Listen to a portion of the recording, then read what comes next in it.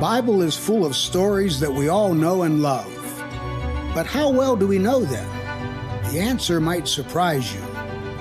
The Bible you thought you knew is going to dive deep into the exquisite details of the biblical stories that make them fascinating and transforming. In last week's podcast, we dealt with the little prophetic book of Obadiah.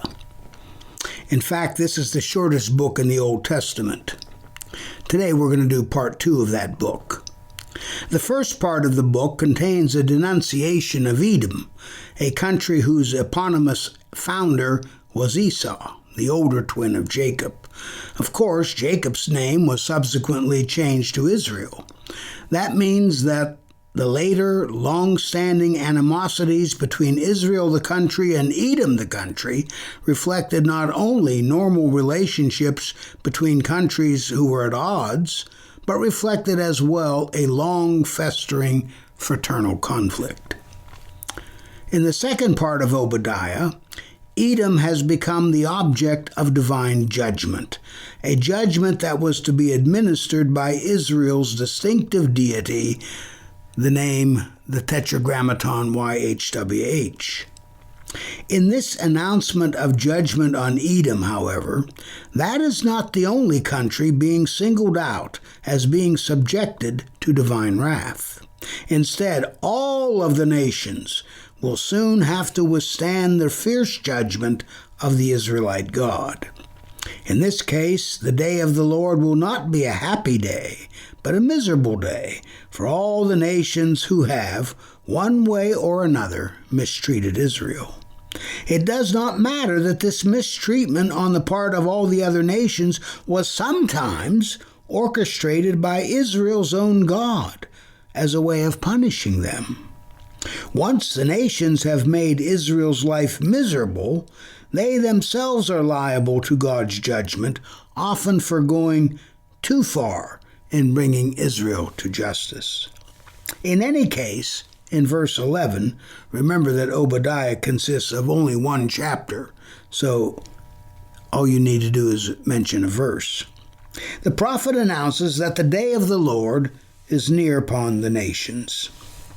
Again, ominously, the day of the Lord brings not good news, but bad news for these nations. The nature of the punishment is spelled out in the second part of the verse. As you have done, it shall be done to you. Your deeds shall return on your own head. This is a version of an eye for an eye and a tooth for a tooth. Often we moderns think that standard is harsh, even barbaric. But seen from another perspective, this formula reflects a belief that a punishment should fit a crime. It should not be excessive or too lenient, depending on the nature of the misdeed. Before other nations are brought into the picture, though, the prophet reserves his vitriol for Edom alone. In a strange idiom, the prophecy points out that you, namely Edom, have drunk on my holy mountain. That is a reference to Jerusalem, and more particularly to the location of the temple. What was drunk, however, is not specified. Somehow other nations have also drunk on the same site. But this is a prelude to their disappearance. Apparently a final drop of some liquid, water or wine or spirits, will presage the destruction of the drinkers. Whatever this activity was supposed to be, and it is hard to say, it will be followed by Israelites escaping from Mount Zion itself. This will be accompanied by the house of Jacob, another name for Israel, repossessing their own possessions. That's in verse 17.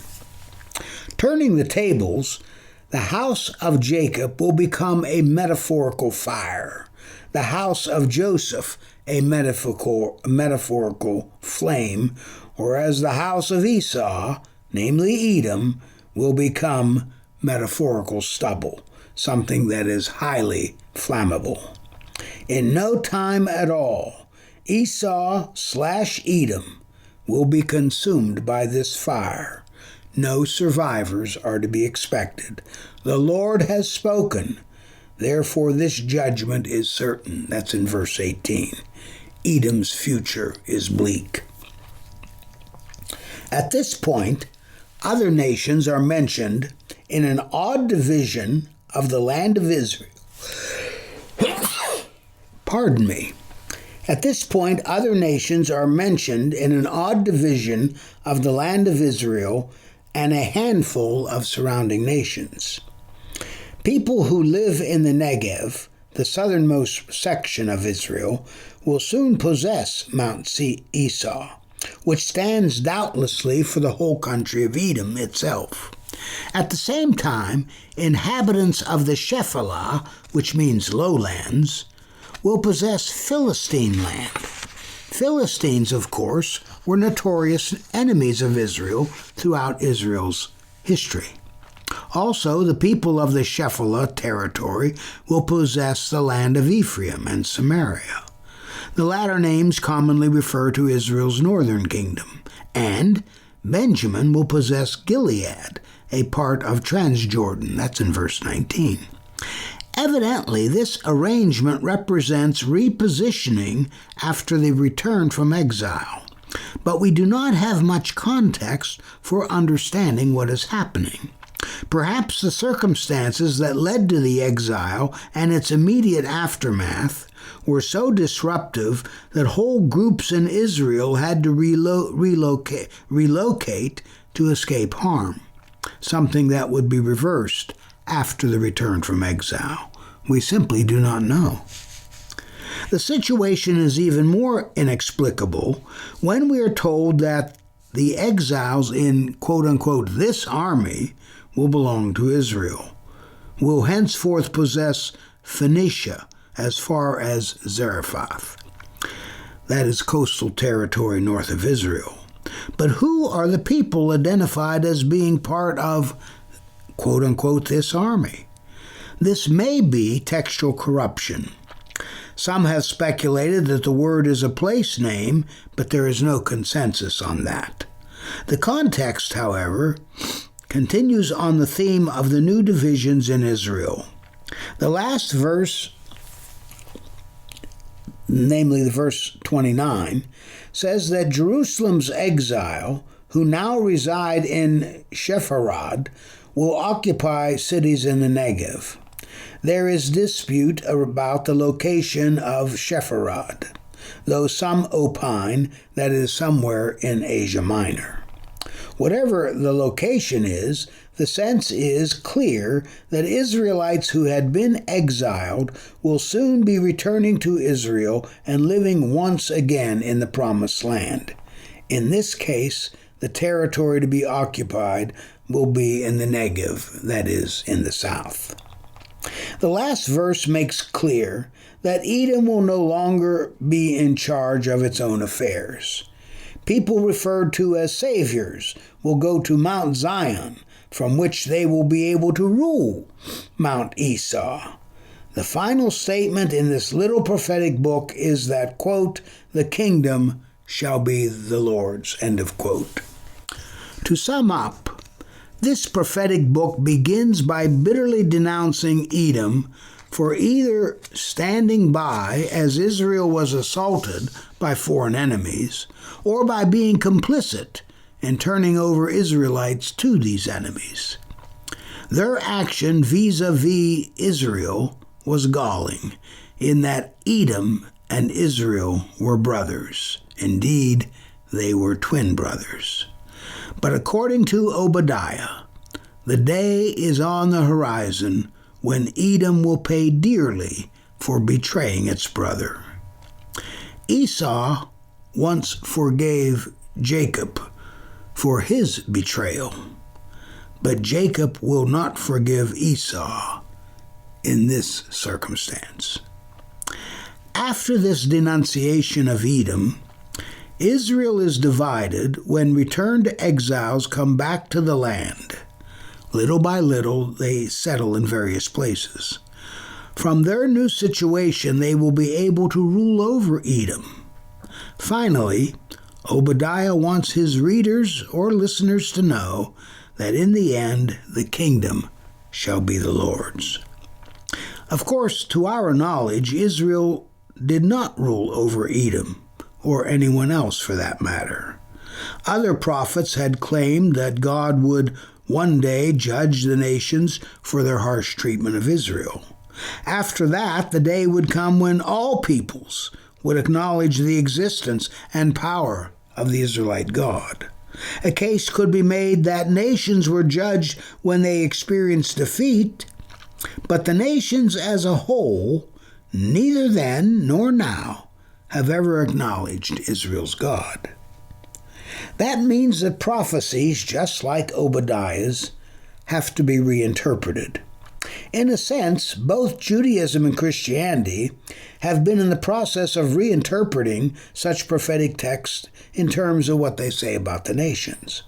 For the most part, in these two great religions, coming to grips with what the prophets said about the nations, first being under God's judgment and then later acknowledging the God who judged them, has hardly been a topic on the front burner. Perhaps it is time at least to remove the topic from the back burner. As with other biblical prophets, Israel is not the sole subject matter. Virtually every prophet has something to say about the nations, either about God's judging them or their eventual restoration. Neither the synagogue nor the church have spent much time contemplating the implications of such prophetic statements. Perhaps it is time to start those discussions. You know the drill. I'm going to invite you to go to my website, faspina.com. Check out the new format. You'll find every podcast I've ever done there. You can simply click on it and listen to them. Also, let me know what your email is so that I have a way to contact you. If you have a question you would like me addressed in a future Q&A session, email me at fspina106@gmail.com. I want to thank you so very much for listening to The Bible You Thought You Knew. I have a question for you. Do you have a question or topic that you'd like me to cover on the podcast? If so, all you need to do is head over to Apple Podcasts and do two simple things. One, leave a rating and review telling me what you think of the podcast. Two, in that review, ask anything you want related to the Bible. That's all you have to do. Then, listen in to hear your question answered on a future episode. Join us next time on The Bible You Thought You Knew when we discuss Jesus' personal Bible. God bless.